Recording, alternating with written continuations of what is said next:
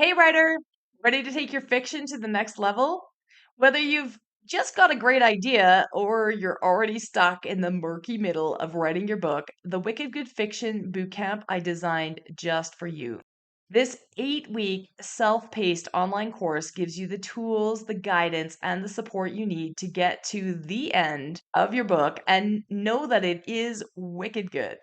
Head to suzyvidori.com/bootcamp or follow the link in the show notes for more information and get started today.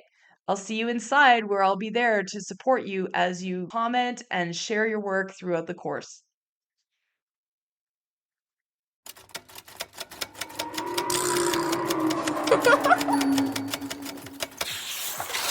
Welcome to Show Don't Tell Writing with me, Suzy Vidori, where I teach you the tried and true secrets to writing fiction, nonfiction that are going to wow your readers, broken down step by step. We're going to explore writing techniques.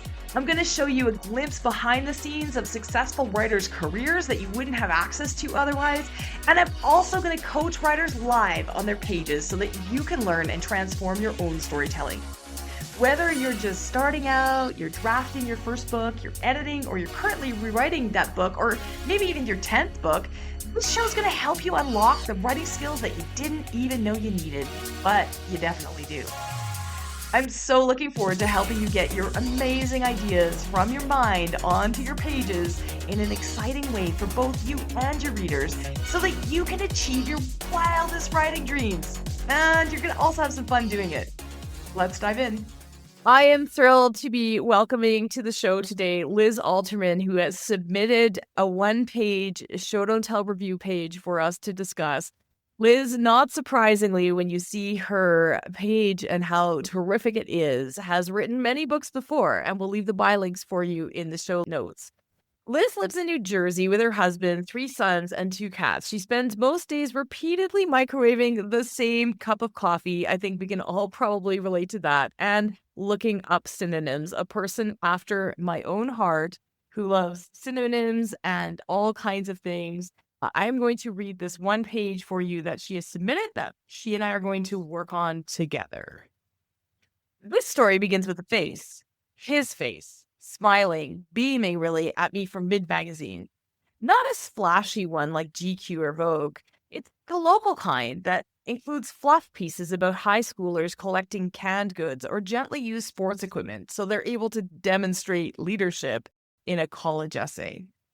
Sandwiched between these faux do-gooders and a flurry of advertisements for dentists and interior designers, he's there, wearing a navy suit that brings out the blue in his eyes and the same grin that sent sparks zipping through me from the first moment I saw him. His lips are parted, and he's doing that thing with his tongue, pressing it against the back of his straight white teeth. It's weird, but picture the hottest actor making a similar face. I'll wait. See? Oddly charming. It's like he's about to tell you a joke or let you in on a secret. What he actually wants to do, according to this glossy full-page spread, is sell you a house. It takes full 10 seconds for that to register because my mind is blank from the shock of seeing him after all this time. It's that sensation of getting the wind knocked out of me, a medicine ball to the gut, and it hurls me back to the last time I saw him, or technically didn't see him. I snap the magazine shut fast, like I'm 12 again and Lila's caught me reading her diary. Welcome to the show, Liz. Oh, Suzy, thanks for having me. I'm so excited to be here. Yeah, this is great. We were just talking before we hit record about the dream when you meet people and they're saying, oh, when I retire, I'm going to write a novel. So is that what it's like for you, Liz? We didn't get there yet. I said, let's start recording this. This is good stuff. So when did you start writing? Oh, that's a great question. I guess when I was very little, I can remember stapling pages together, trying to write my own books. And I don't really know that they had much plot or character development, but I was trying with my colored pencils to illustrate. I'm certainly no artist, but it was something I'd always wanted to pursue, like a lifelong dream. And I was an English major in college, so reading is my favorite hobby, and just getting lost inside a book is my favorite way to spend an afternoon. Absolutely. Absolutely. I read for a living now, and whoever knew that was a job, right? If I could go back and tell my younger self before I worked in banking and manufacturing and all those really exciting places, one for my career. hey, why don't you just read for a living? Yeah, it's actually pretty awesome, right? To be able to turn your hobby into something. So how long have you been working on this? So we've got the one page and listeners have heard it already. We're going to dive in a second, but how long have you been working on this particular? Is it from a book? I'm assuming it's from a book. It will hopefully be from a book. So I have to be honest, I completed something else this spring, or as I say, I like to think it's complete. It probably, it's in that period where I've sent it off for a little feedback, waiting for that. And then I had this idea, and I actually was taking a course, how to write a novel through Readsy. They very generously came to me and said, would you like to take this course? And would you promote it in your monthly newsletter? I have a newsletter on Substack. So I said, sure. So this was the idea I went with. Technically, I should be writing 1,000 words a day. I'm sorry, I shouldn't say that. Like 5,000 a week, I think is the goal. Wow. So it's a lot.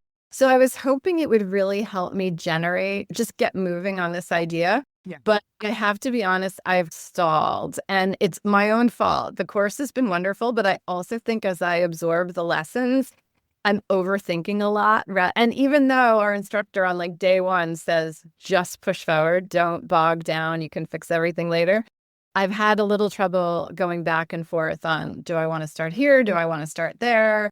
And then some of the sort of plot points are a little unclear in my mind. And I know I should just write and like hope that magic happens, but all right, I'm going to say something that maybe not a very popular opinion right now. And that's, so the push forward and just write, that's the old NaNoWriMo advice. And there's different programs taking that on now. And it's great. And it works for a lot of people. And it works to get you out of, especially your first novel, it works to get you out of your own head and get things on the page. It never results in a very strong book, and it results in a lot of work. And so if you're finding it's okay, right? It's okay to explore different things. It works for some people, and some people don't work like that. You have an English degree, right? So you're going to have some resistance around that, or we label it resistance if we think that it's bad, but it's not necessarily bad. In fact, if you spend more time planning, and that can really work. So when people used to do NaNoWriMo, which was National Novel Writing Month, and the organization had a lot of issues, and so it's been disbanded recently. But the thing is, to get the most out of that, you really have to spend the time up front planning and thinking. And that time you can't do it in 30 days. It's just when it works. I agree. So what you're experiencing right now, yes, you should push through if you've never written before, but you have.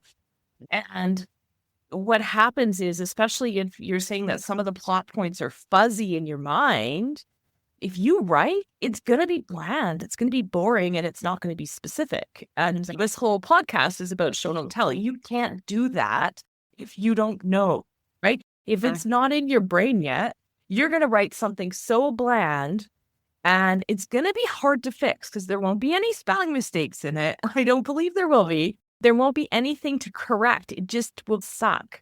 Does that make sense? No, totally. Or it feels very meandering, or there's flat to link one idea to the next. And I don't want that, especially not. Yeah. So they're not wrong. Try it. Try all the different things. There are 100 different ways to write a novel. And the truth is, no one size fits all, no matter what no matter what I tell you, no matter what any writing is, ignore me.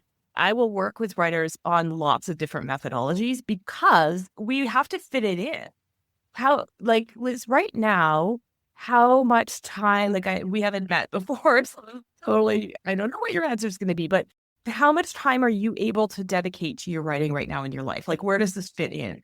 If I were more disciplined, Suzy, I have to say, I could probably spend 2 to 3 hours a day. I'm a freelance writer by trade, and I pick up other jobs on the fly. So every day is a little bit different. But if I were really disciplined about waking up, or I do get up early and I have intentions of writing, and then I get sucked into my email or I do something else. And before I know it, I'm down to 45 minutes. And so the goal for summer was to be a little bit better, but I could devote several hours. And I did give myself a deadline for a different project, and I was able to generate about 30 pages in a week, and pages that had direction, that I drafted, reworked. And so I know I'm capable if I could just really stick to my self-imposed deadlines. So maybe you can help me.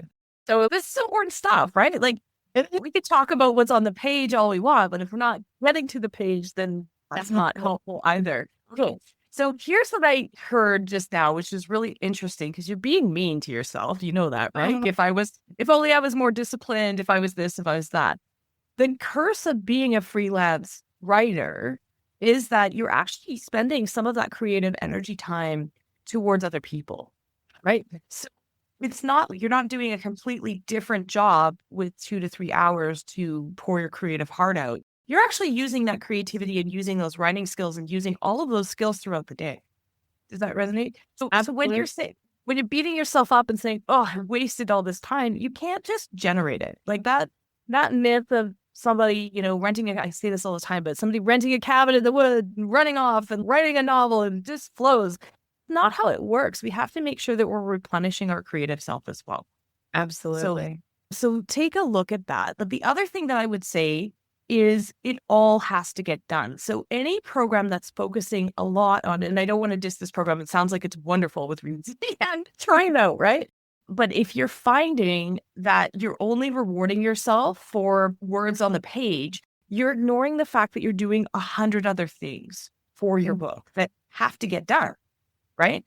And even if that's editing or revising as you go, right? Which you're doing, it counts. In a program like that, the idea is to push through and not do that. I get it. And to try that on and see how that works for you. For some people who get in their own heads or bogged down or get stuck or get really worried about pages, that can be really relieving to just move forward. But if you're just still making decisions, all of those decisions that you make, taking a walk and thinking about your character and where their arc is going, or thinking about, where are the romance to go in this book, or who knows if there's romance in your psychological thriller, but what are those things that have to come together for the plot? Give yourself credit for all of that as well. So it's not just 2 to 3 hours of sitting your butt in the chair and writing. Yeah, that's a big part of it. That has to happen. But if you're finding that you don't have a plan, then that's going to be wasted time and you're going to feel that resistance. Absolutely. Right. And that frustration, because I often tell other friends, I feel that a good idea is worth 1,000 words, because once you get that idea, you're on the path and then the writing is not so difficult, but doing it without the ideas and hoping they'll come in the moment is a challenge. Making the decisions. There's 100 ways you could take this novel.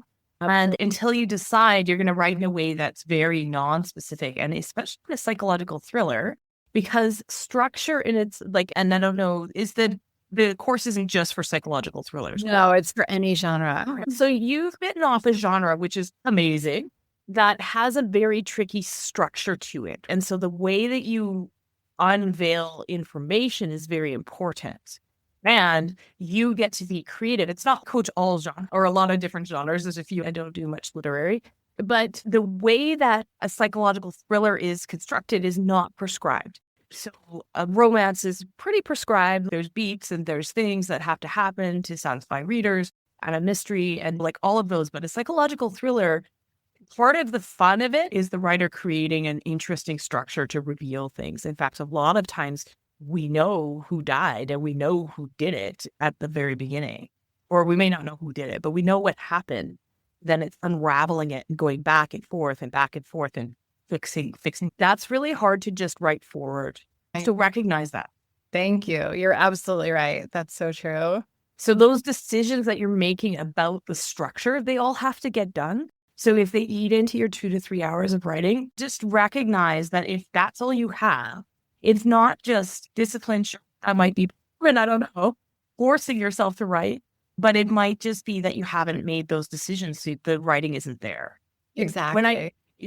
When I used to work in corporate and I would go on writers' retreats or work all day Saturday on my writing, my husband took my small kids then, now they're late teens, when he took them to the science center for the day or whatever so I could write. I found I could write 1,000 words an hour, which is crazy. And for those listening, for newer writers listening, don't compare yourself to that.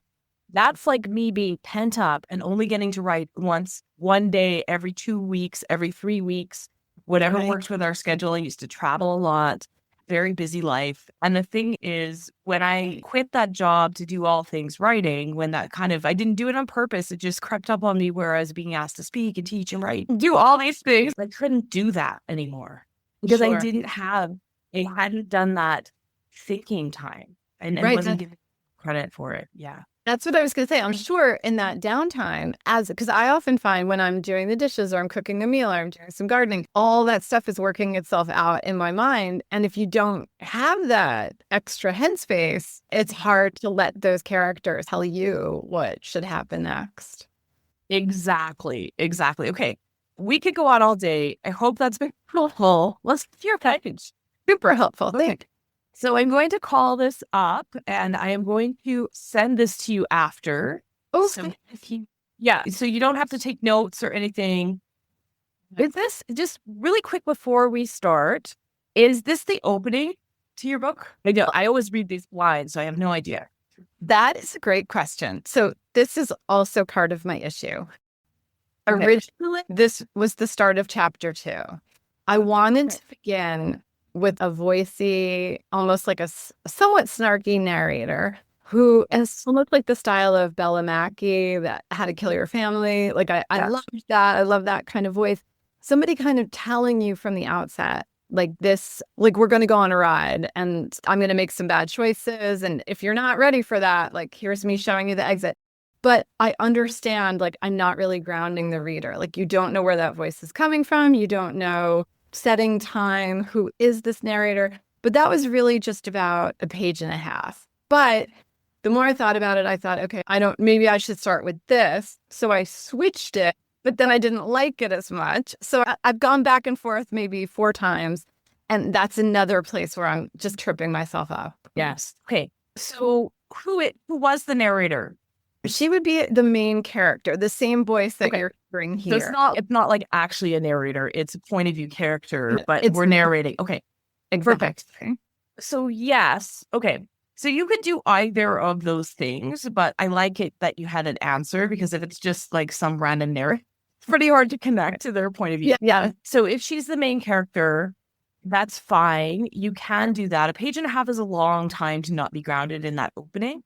But it can work if it's voicey. That's the thing with psychological thriller. You get to play with structure and you don't have to follow all the rules. In fact, if you follow all the rules, then it's missing the fun. It's one of those genres that recognize that you've bitten off one of the more difficult structural genres.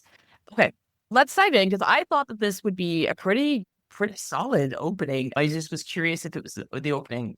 That's why I was so looking forward to this call because I've gone back and forth 4 times and I've gotten different feedback from people I've shared it with. Yeah. And it's hard.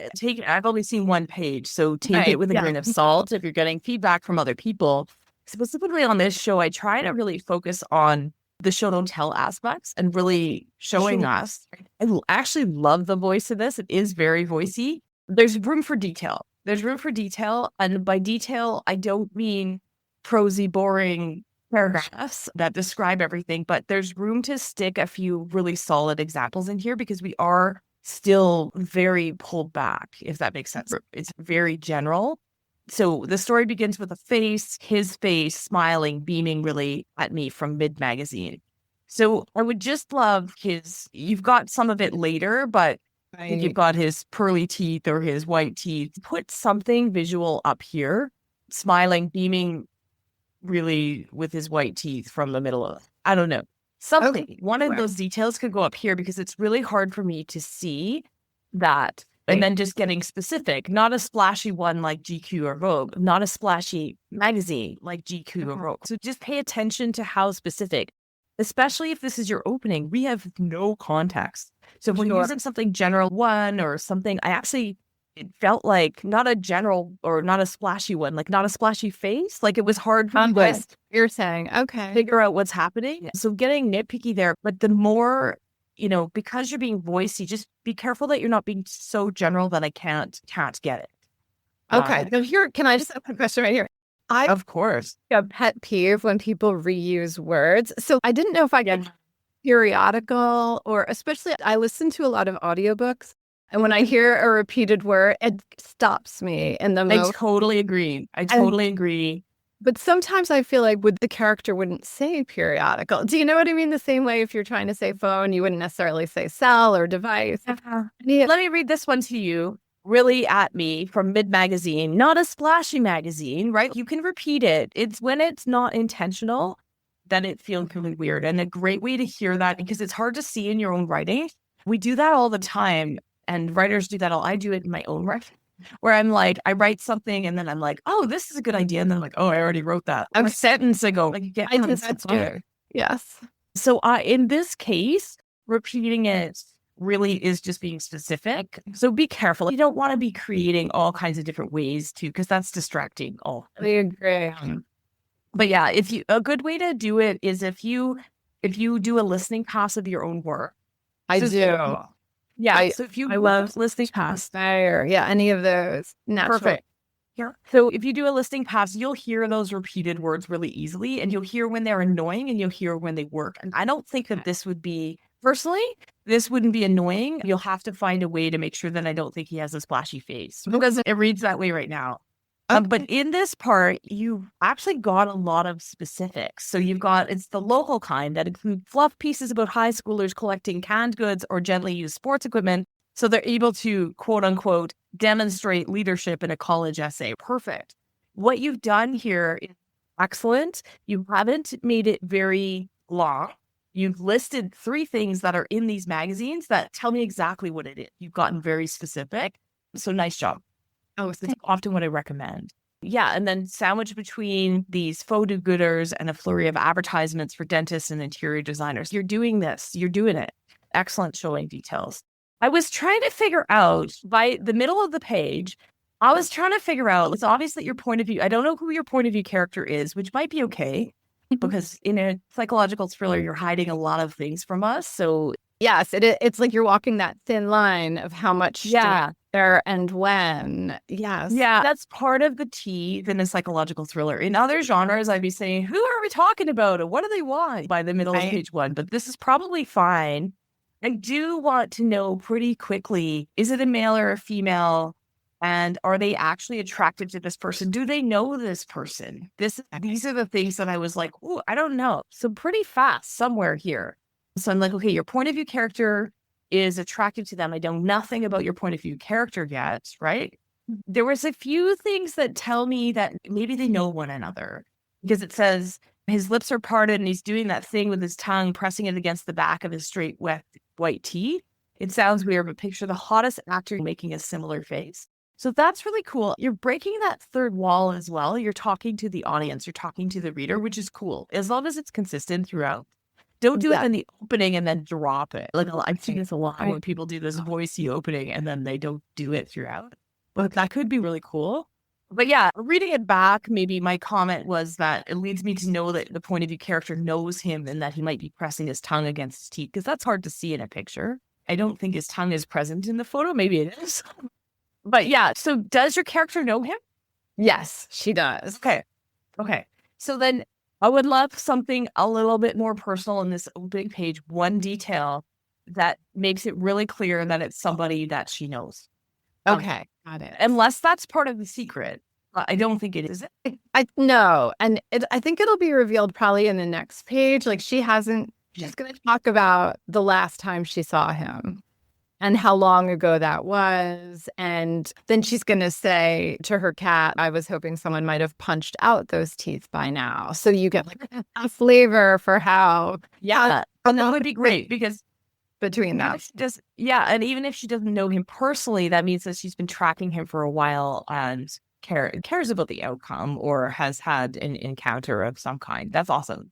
So by the end of page 1 here, and you may have just done this to fit more page, I don't know, but we've got a space, like I've made some punctuation suggestions, and just for effect. Everything in a psychological thriller is about pacing and effect, right? And how you do all this stuff out. So there are rules on paragraphs where there are rules that you have to follow, and then there are discretionary rules. So in this case, the I'll wait. I'm suggesting it sounds weird, but picture the hottest actor making a similar face. New paragraph, I'll wait. New paragraph. See? Oddly charming. What that does is it means that your reader reads it a little bit slower. So if you've got it jammed up all together, that I'll wait, blah, blah, blah, blah, blah, I'll wait. Like it doesn't give you enough of a beat. So the way with that. Yeah.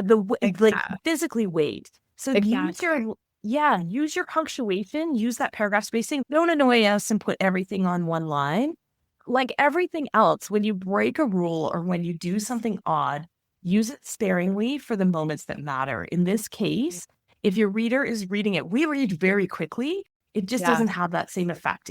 So we can actually use paragraph spacing to pause or to That's a very really big highlight thing something. in the novel course I'm taking. So Yeah. So I want to say thinking about that. So take it or leave it, the suggestion. No, I like But if you're that. like, I always, when I'm editing, I always explain why I'm doing something so that you're not, that doesn't make sense. I didn't break a rule there. You totally didn't break a rule, but it just, when I was reading it, it went too fast for me. I want to savor that snark, right? Like, I love this. It's awesome.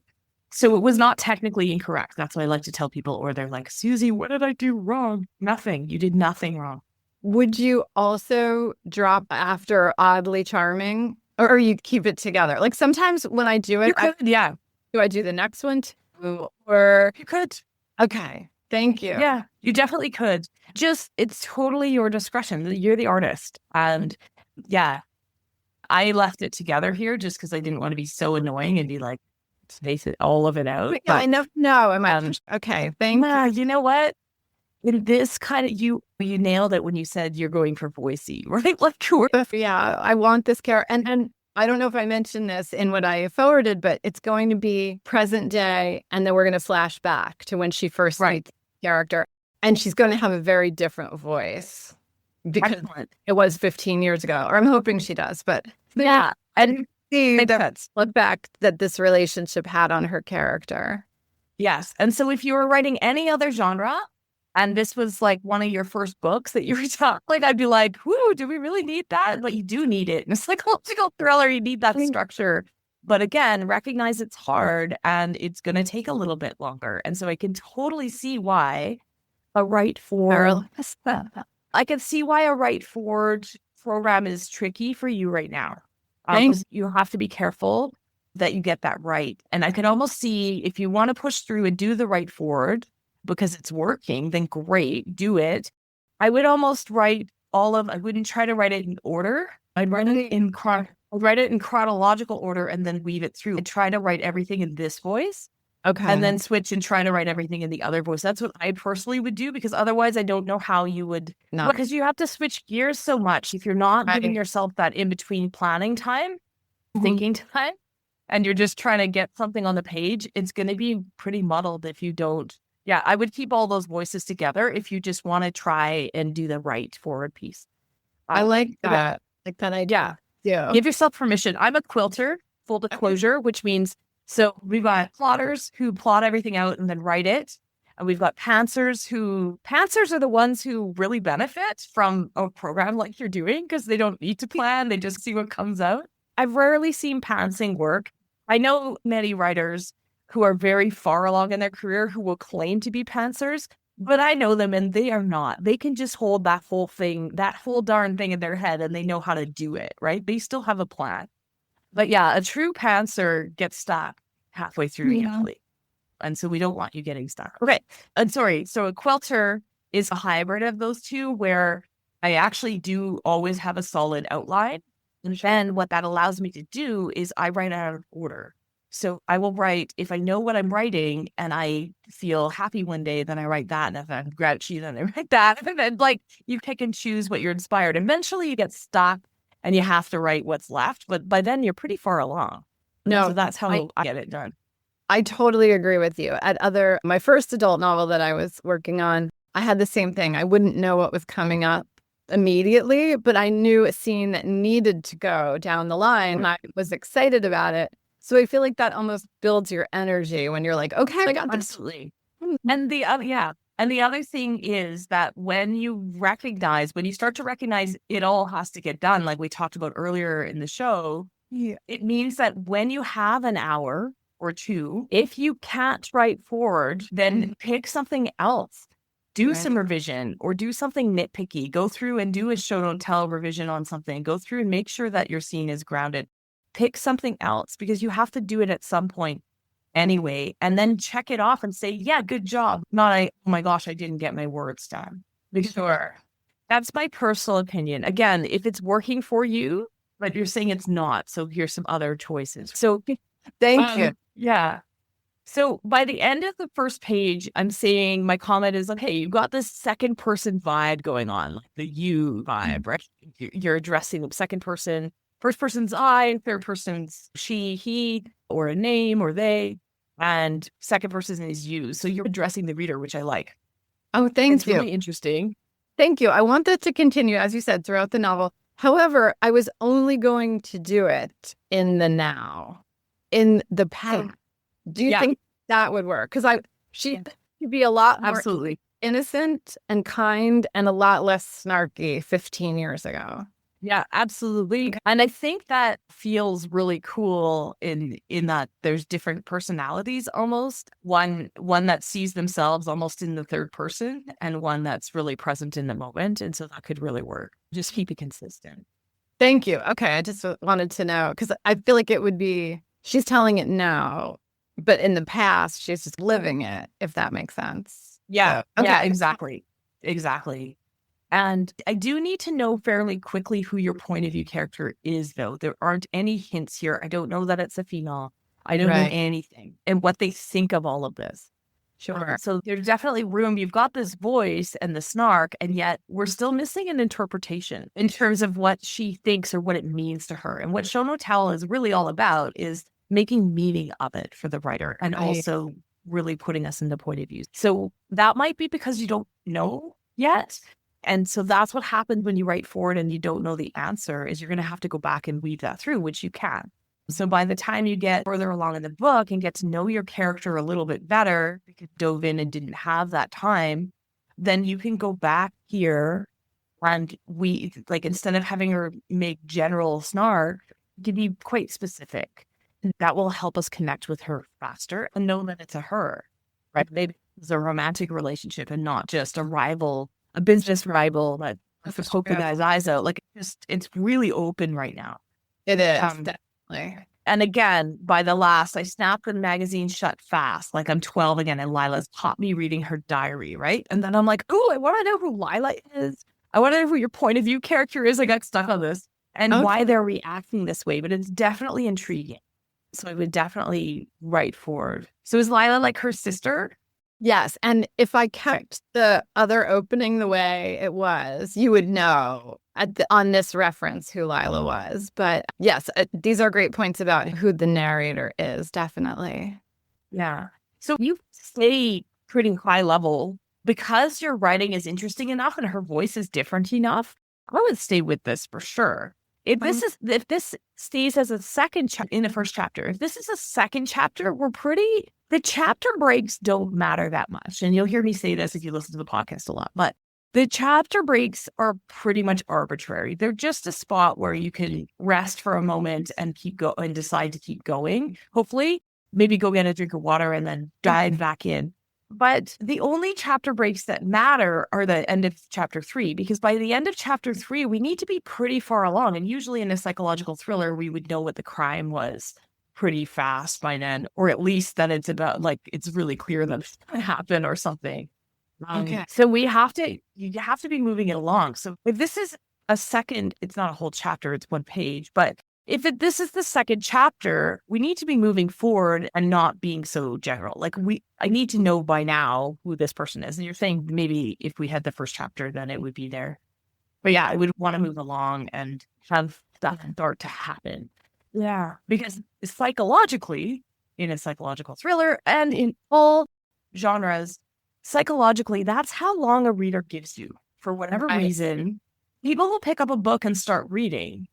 If they make it past chapter 3, they're committed. They're not going to, unless you put in something that's like a trigger for them, or like they really just want to throw the book across the room, put in a plot twist that says that it was all a dream.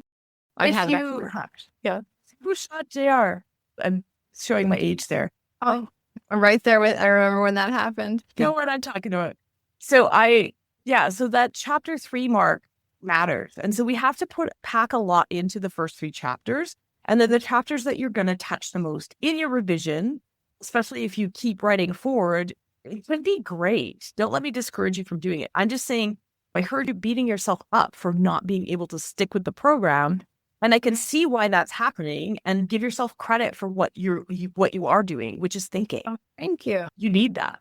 No, I agree. I think I just need to really focus and get back to it.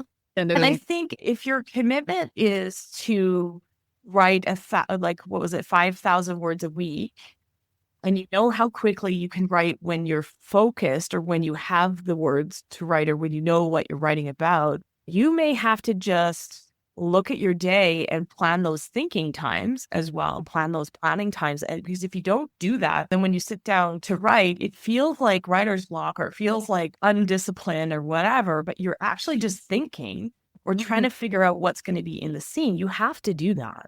So if you build that in, and then don't only anybody who says that you can write an hour a day and just write forward, you're going to end up with garbage, right? Like, I don't see how. And you're never going to address the structure that you need in the psychological thriller. I agree. Yeah, definitely. The thinking is key before you can really sit down and gain momentum, at least. Yeah, at least that's been my experience with many writers. And you are further along than you think. You almost know too much to be able to just write. Like, that advice works if you are scared. It really works to unlock. But you know what you're doing. I should remind myself of that when I'm feeling like, what am I doing? Yeah. So what's your plan for this novel? When does this course wrap up? I want to hear a few majors. So is that to get you to 50,000? Is it a 10-week course? It was 10 weeks. Yes. I think I'm down to maybe 3 to 4 weeks left.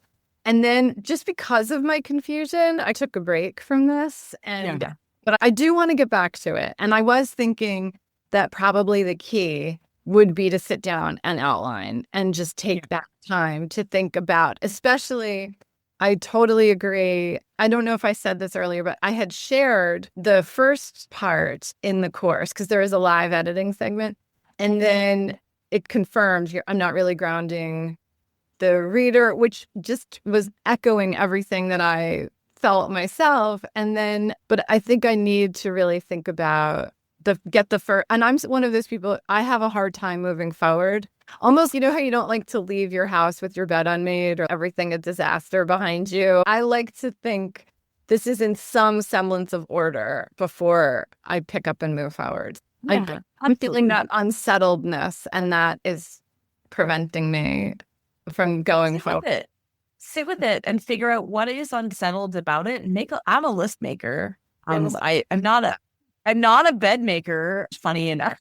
But yeah, I am a list maker. And so if you're feeling unsettled, sit with that. What would help? And make a list and make those decisions. And if part of it is, so grounding in the scene that you're talking about is all about being in a moment. And in this case, you almost have it. It's only 1 page. You almost have it. You've got her looking at a magazine. I don't know that it's a her. I don't know where he is. Exactly. I don't know what's happening. So we're almost in a scene. It's not like she's not doing anything in story present, which is what we call it, like staying in story present. So you've got to hear about, I would need to have that information pretty quickly. Like where is she? Yeah, for sure. I agree.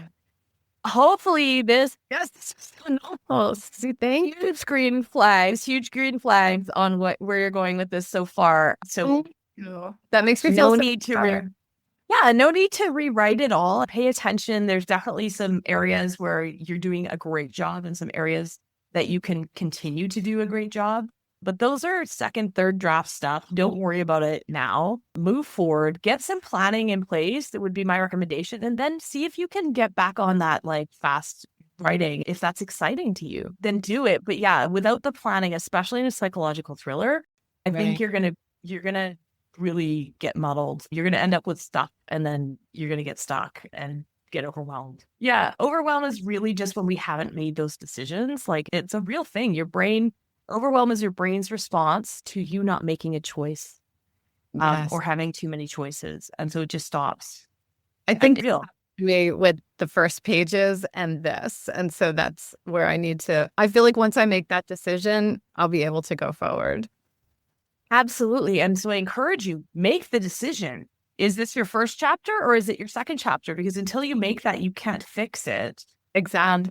And the truth is, as a coach, I always tell people this, I'm not going to hold your feet to the fire and say, if you go down this path and it doesn't work, then you can backtrack and change it. But if you don't go down either path, then you never know that it didn't work. That it just doesn't help you. You can't move forward. Yes. I just have to decide and go. I'm going to set myself a deadline. Hey, what's your deadline? Let's do it right now. Oh, that's a good question. Public on the podcast. Okay. Maybe I'll say a week from today. So that would be July 18th. I'll have the decision about which. You made the decision. Just sit with it and write forward and see if it works. And if it doesn't, you can always unwind it. Exactly. Like if you don't make a decision, you're going to be sitting here next week in the same position. Yes. Awesome. I hope this has been amazing. I can't wait to see. Yes. I can't wait to hear how this all goes for you. Come back on the podcast anytime and let us know how it's going. I would. I'd like. Thank you for having me and thank you for your help. This has been wonderful. You're so welcome, Liz. Best of luck. Thanks.